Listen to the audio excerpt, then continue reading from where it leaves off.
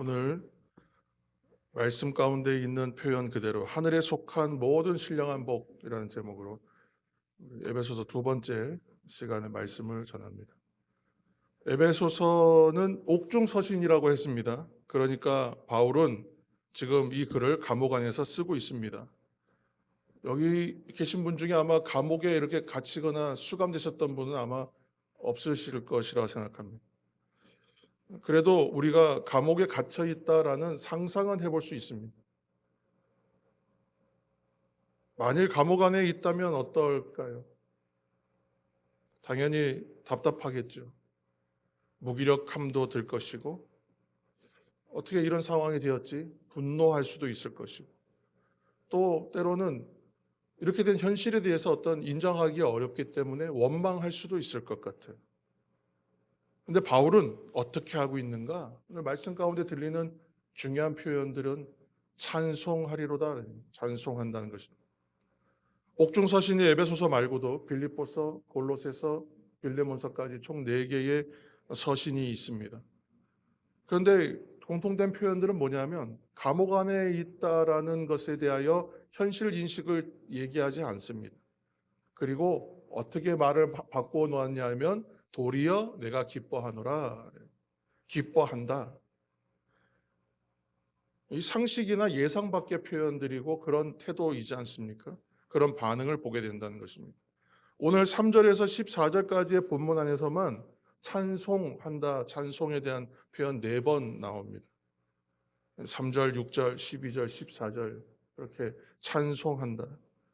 감옥에 갇혔음에도 찬송하는 이유, 찬송하게 되는 이유가 무엇인가? 오늘 주일 말씀 전체 주제라고 저는 생각합니다. 지금 내 몸은 감옥에 있는 거예요. 현실은 고난 가운데 있어요. 답답해요. 내 상황은 힘들고 어렵습니다. 그러나 더 근원적으로 우리의 존재는 어디에 있냐면 예수 안에 있는 인생이라는 것입니다. 그래서 지금 현실은 옥중이죠. 옥 안에 있어요. 감옥 안에. 그곳에서 쓰는 편지예요. 그러나 예수 안에 있음을 고백하기에 옥중 서신이라고 읽지 말고 예수 안에 있는 서신이다 라고 해야 될 것 같아요. 그래서 살펴보면 오늘 3절에서 14절 이 우리 본문 안에서만 그리스도 예수 안에, 우리가 주 안에, 그분 안에, 그 안에, 예수 안에 있다라는 표현만 10번 나옵니다. 반복하고 강조하고 또 강조하고 있다는 거예요. 정리하면 내가 예수 그리스도 그분 안에 있기 때문에 지금 내 몸은 감옥에 있고 현실은 이러할지라도, 아니 이보다 더한 현실 가운데 내가 놓여 있을지라도 나는 찬송합니다. 찬송하리로다. 또한 내가 기뻐합니다. 이렇게 말할 수 있다는 것입니다. 사랑하는 여러분, 예수 안에 사는 인생은 찬송할 수 있다고 말해요. 오늘 에베소서 1장은요. 로마서 더불어 에베소서는 하나의 교리의 편집편 교과서와 같은 책이에요. 오늘 1장 안에서 내가 예수 안에 있다, 예수 안에 있음으로 누리는 복이 무엇인가에 대해서 오늘 말씀대로 하면 하늘에 속한 모든 신령한 복 이렇게 표현해 놓았어요. 도대체 어떠한 복이길래, 이것이 어떠한 은혜길래 상황과 여건과 현실을 다 초월하여 나는 찬송할 수 있고 기뻐할 수 있을까? 켈빈은 또는 깔뱅이라고 합니다만, 칼빈은 내가 예수 안에 있음으로 누리는 하늘에 속한 신령한 복을 구원의 복이라고 표현했어요. 그래서 그는 교리로 설명했어요. 이 장로교인들은 장로교 교리를 우리가 배워야 하는 것이죠. 그래서 이 교리적으로 설명한다면 구원은 이렇게 말할 수 있다. 칼빈의 교리를 따르면 선택과 예정과 경륜 이렇게 말한다는 것입니다. 이것이 구원의 복이요 하늘의 복이다. 우리를 구원하셔서 그리스도인 되게 하신 것, 그것이 바로 하늘의 복이다 라고 말합니다. 구원이라는 것이죠. 오늘 3절 말씀 한번 보시기 바랍니다. 3절 다 같이 한번 읽겠습니다. 오늘 제목이죠. 3절입니다. 찬송하리로다. 하나님 곧 우리 주 예수 그리스도의 아버지께서 그리스도 안에서 하늘에 속한 모든 신령한 복을 우리에게 주시되. 아멘. 하늘에 속한 복을 우리가 누리게 되는 것은 무엇이냐면 구원하셨기 때문이라는 거예요. 그러니까 이 구원을 설명하는 교리가 선택, 예정, 경륜이에요. 오늘 이 선택, 예정, 경륜 여러분 어렵지 않기 때문에 여러분 잘 이제 기억하셨으면 좋겠습니다. 선택은 말 그대로 하나님이 선택하셨다는 겁니다. 하나님이 선택하셨다. 이 말씀 우리 요한복음 15장 16절 말씀 여러분 화면을 한번 보시기 바랍니다. 요한복음 15장 16절 말씀입니다. 너희가 나를 택한 것이 아니요 내가 너희를 택하여 세웠나니 이는 너희로 가서 열매를 맺게 하고 또 너희 열매가 항상 있게 하여 내 이름으로 아버지께 무엇을 구하든지 다 받게 하려 함이라. 아멘.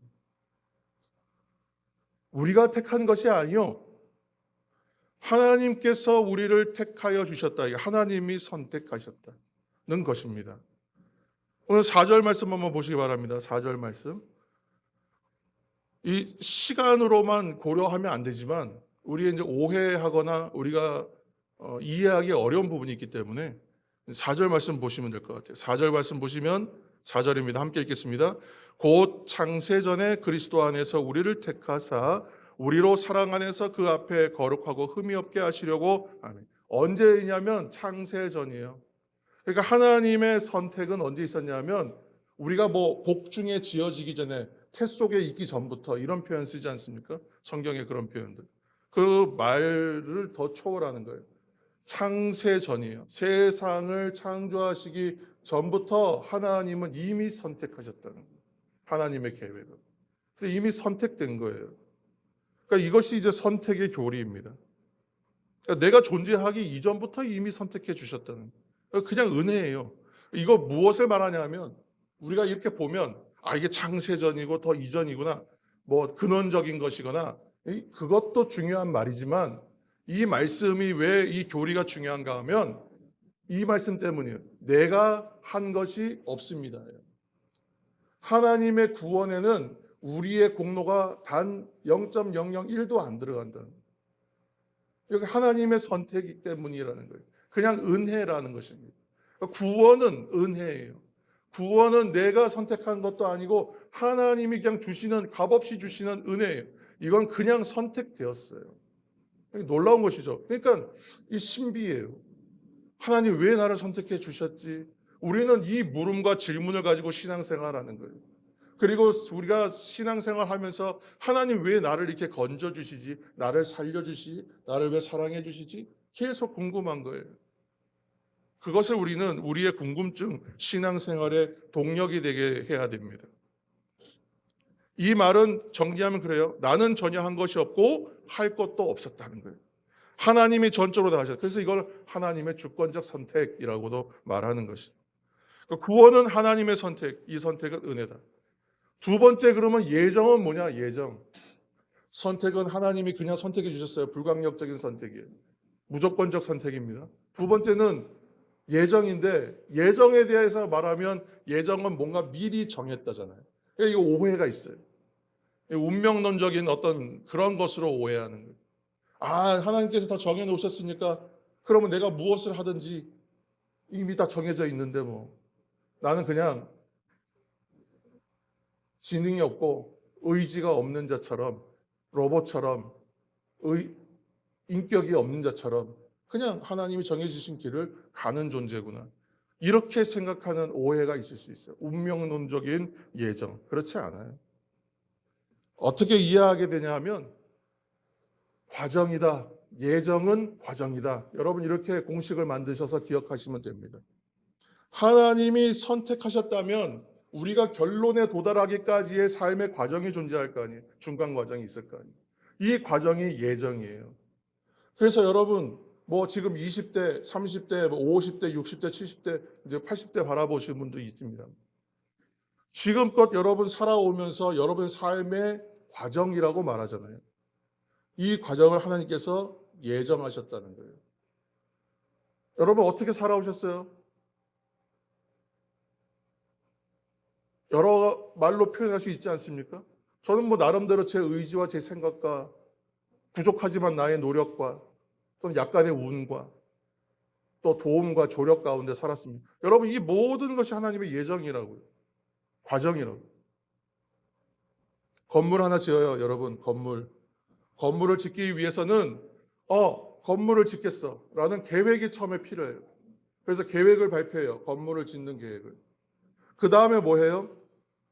그 다음에 건물을 짓겠다는 계획이 선택이라면 그 다음에 건물을 지어가겠죠. 지어가는 모든 과정이요, 바로 예정입니다. 그 예정은 어떤 것이냐? 하나님의 뜻이 있어요. 하나님의 뜻이 있어서 우리가 선택받았거든요. 그러면 하나님의 뜻에 따라 살아가는 거예요. 하나님의 뜻을 이루며 살아가는 거예요. 이 과정이 전부 예정이라는 거예요. 그래서 예정이란 말을 오해할 필요가 없습니다. 5절 말씀 한번 보시기 바랍니다. 5절 말씀.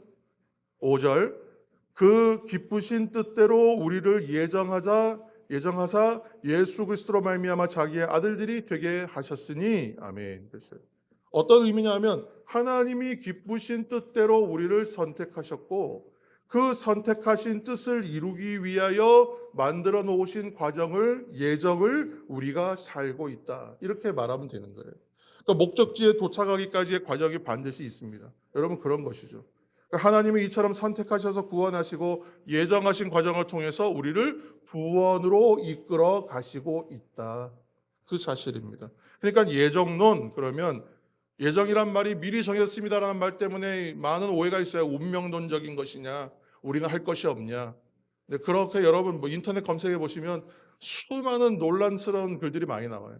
그런 글들 여자 보지 마시고 그냥 예정은 과정이구나, 하나님의 뜻을 따라 살아가는 삶의 과정을 말하는 것이나, 여러분 그렇게 이해하시면 된다는 거예요.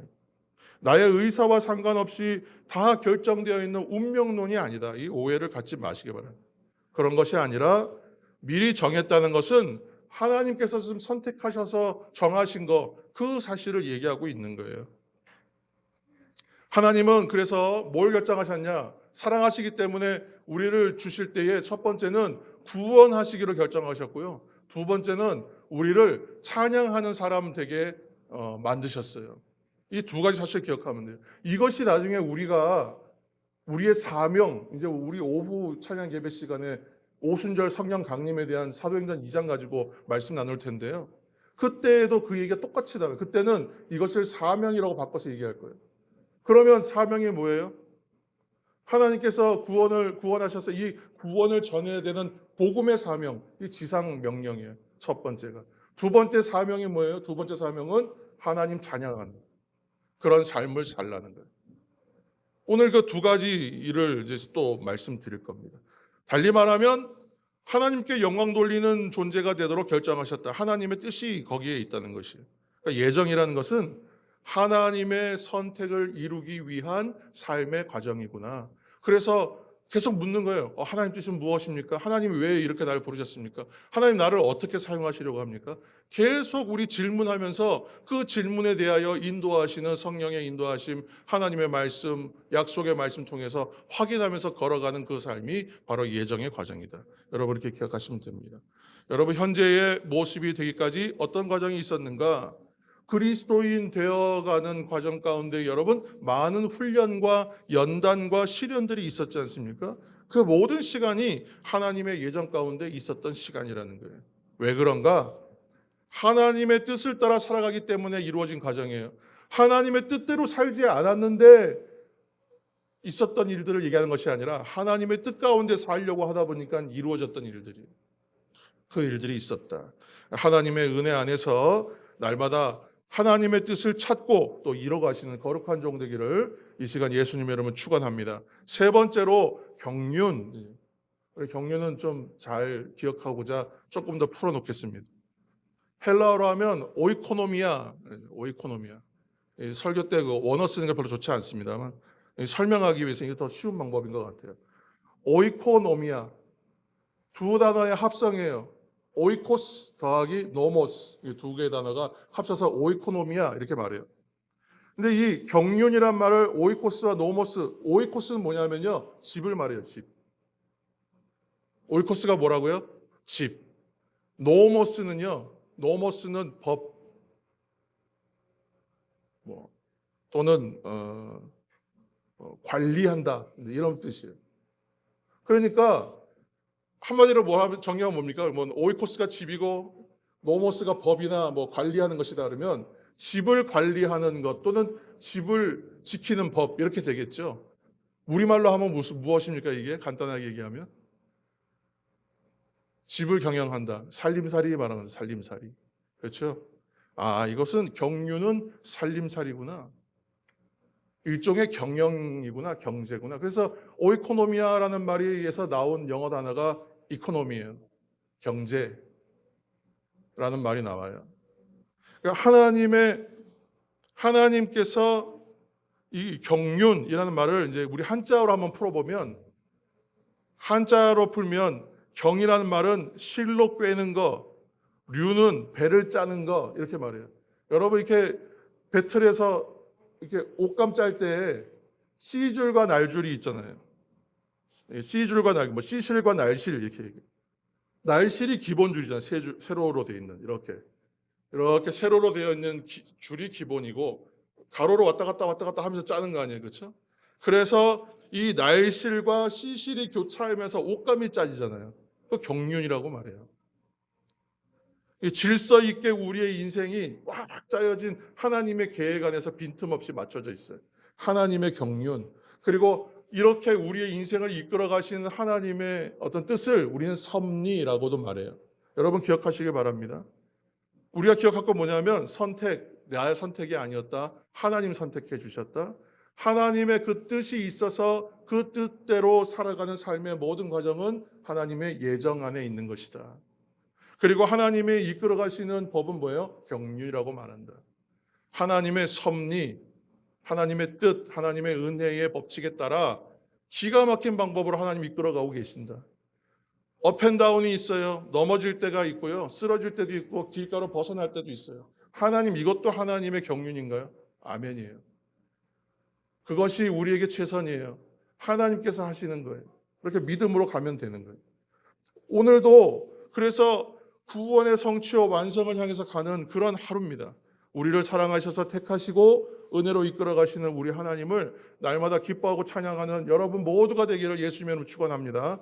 그래서 우리가 날마다 말씀과 기도, 예배와 순종, 이 다 하나님의 그 예정하신 뜻 안에서 우리가 행하는 모든 신앙생활들이 그렇습니다.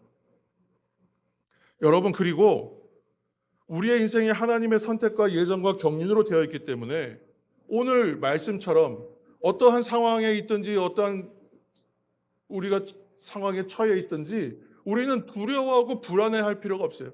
우리가 지난주까지 계속 말씀 가운데 우리는 결론을 아는 인생이기 때문에 지금 앞에 있는 과정과 현실에 대해 두려워하지 않는다 그랬어요. 오늘을 해석한다 그랬어요. 이것은 뭐냐면 하나님의 경륜으로 이미 구원이 여러분 우리에게 예정되어 있어요. 구원이 선택되어 있어요.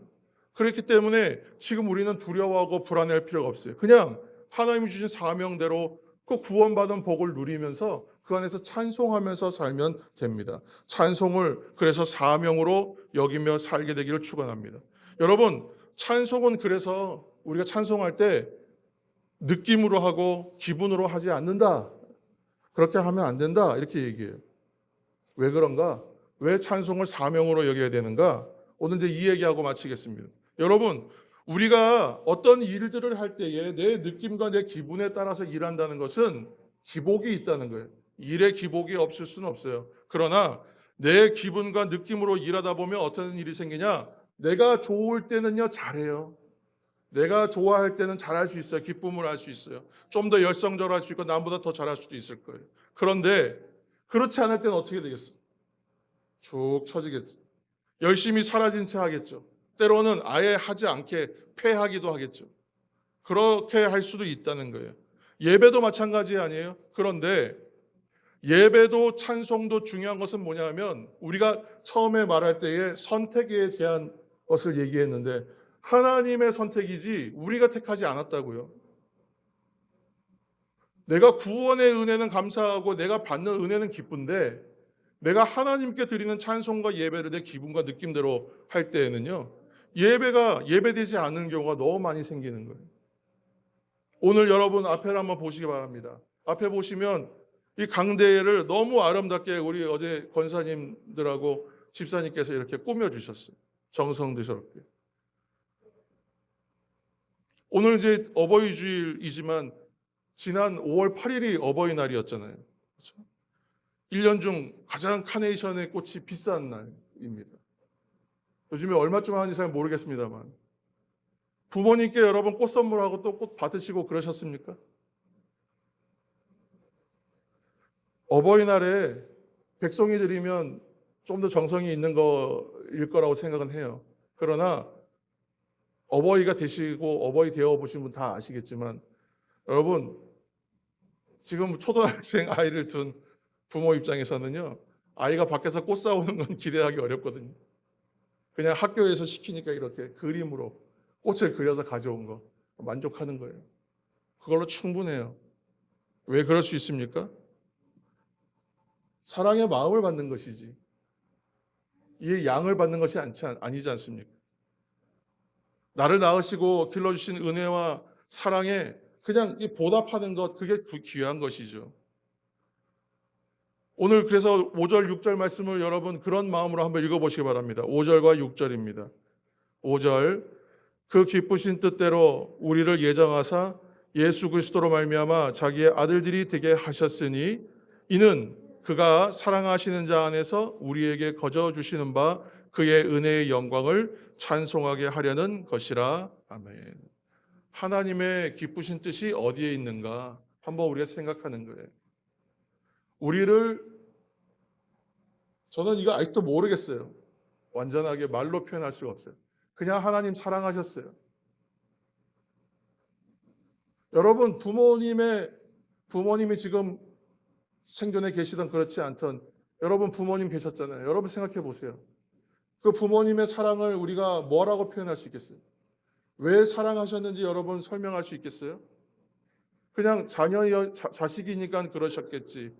이렇게밖에 말할 수밖에 없을 것 같아요. 그냥 사랑하신 거예요. 그냥 사랑하셨어요. 근데 그 부모님만큼 내가 자녀를 사랑합니까? 나도 사랑해요. 그러나 부모님만큼은 아닌 것 같아요. 하나님의 사랑은요, 그보다 더 헤아릴 수가 없어요.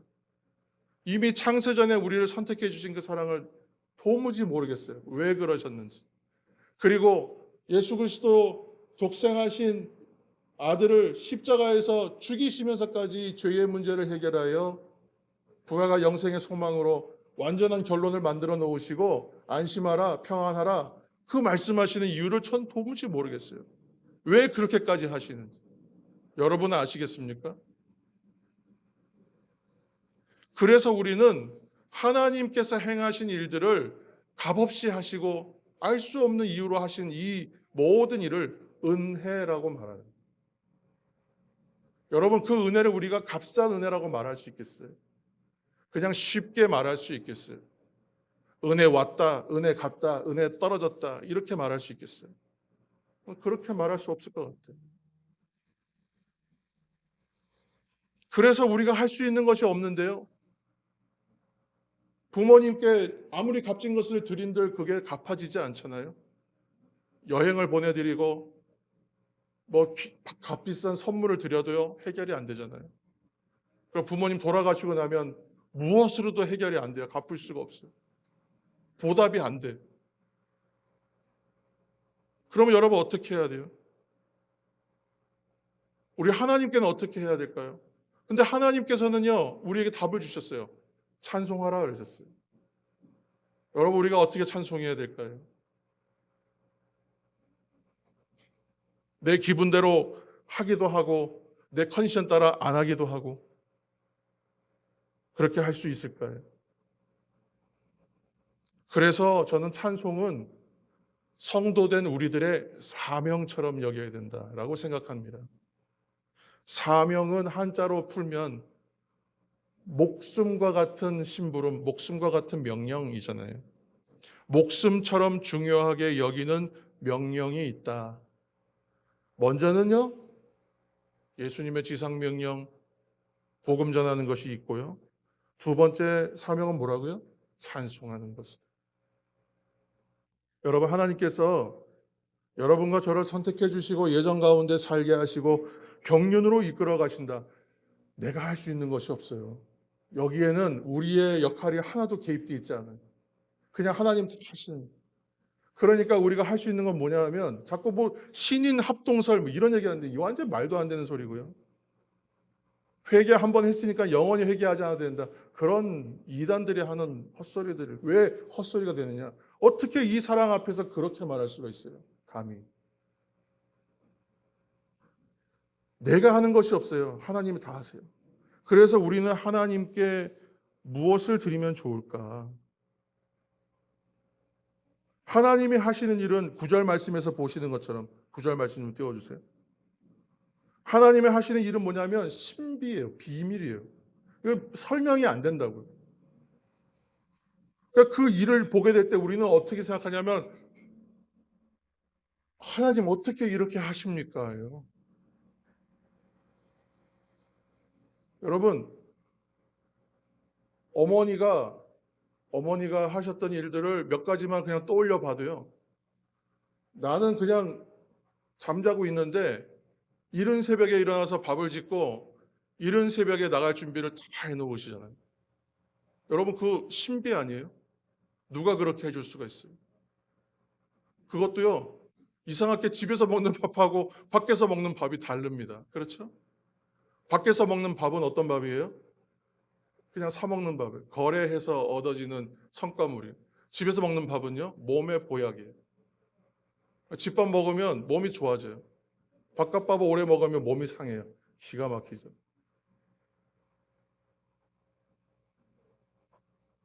뭐라고 얘기하냐면요. 놀라운 일이라는 거예요. 그래서 하나님의 행하신 일은 놀라운 일이라는 것입니다. 그 대표적인 것이 십자가입니다. 하나님 어떻게 해서 십자가로 우리를 구원하실 생각을 하셨습니까? 이 사단 마귀가 놀라 자빠질 만한 계획이었어요. 도무지 상상이 안 되고 이해도 안 되는 정말 비밀한 일이었다고. 어떻게 하나님 홍해를 가르셔서 최단 거리로 길을 만드셔서 여러분 홍해를 건너려면요.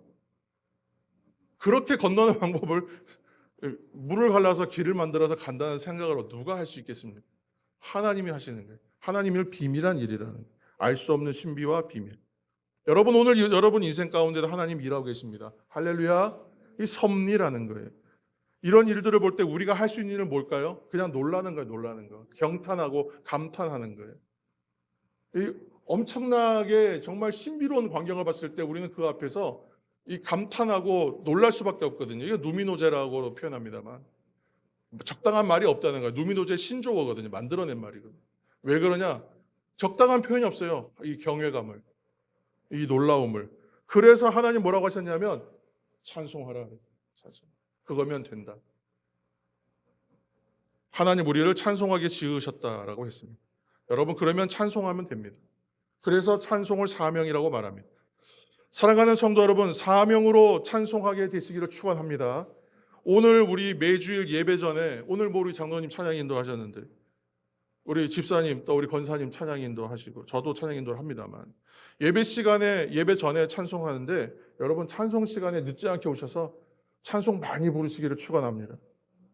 그리고 오늘 오후 예배 시간에 보면요. 오후 예배 시간 저는 되게 좋아요. 왜냐하면 설교 위에서 내려올 때 성도들이 다 자발적으로 찬송하고 있어요.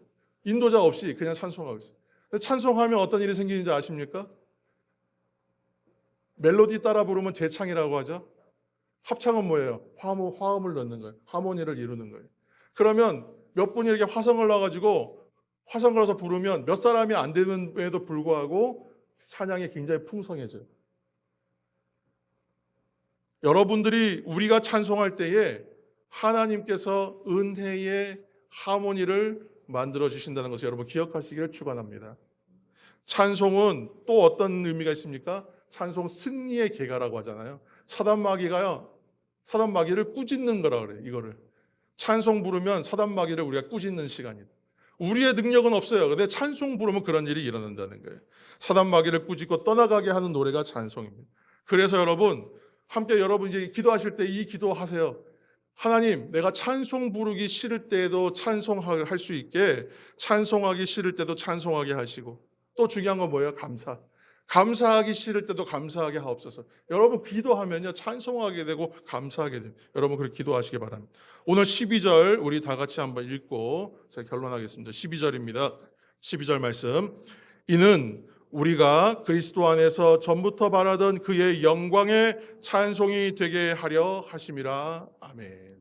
찬송 부르는 우리에게 모든 하나님의 신비한 신령한 복이 놀랍게 임한다는 사실을 여러분 기억하시면서 이 시간 찬송의 사람 다 되시기를 축원합니다. 우리가 받은 하늘의 복은 먼저는 그리스도인 되는 복이에요. 구원받는 복. 구원은 뭐라고요? 하나님의 선택과 예정과 경륜.